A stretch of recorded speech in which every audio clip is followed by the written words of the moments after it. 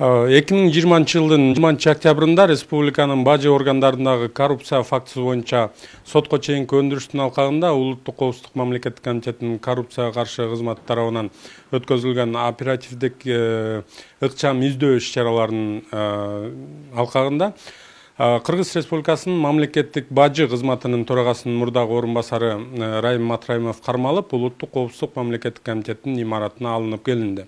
Такталганда 2016 жылдын башынан баштап мамлекеттик бажы кызматынын системасында төраганын мурунку орун басары Райым Матраимов, башка кызматтык адамдар жана ошондой эле сырткы экономикалык ишмердүүлүк жүргүзгөн көзөмөлдөгү катышуучулар тарабынан бажылык башкарууда көмүскө киреши табуу максатындагы коррупциялык схема жолго коюлган.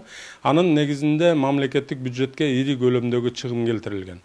Учурда сотко чейинки териштирүүнүн алкагында мамлекеттик бажы кызматынын жогоруда көрсөтүлгөн убактагы ишмердүүлүгүн текшерип, мамлекетке келтирген чыгымдарды эсептөө жана схемага тиешеси бар адамдарды аныктап, жоопкерчиликке тартуу багытындагы тиешелүү ыкчам тергөө иш-чаралары жүрүп жатат.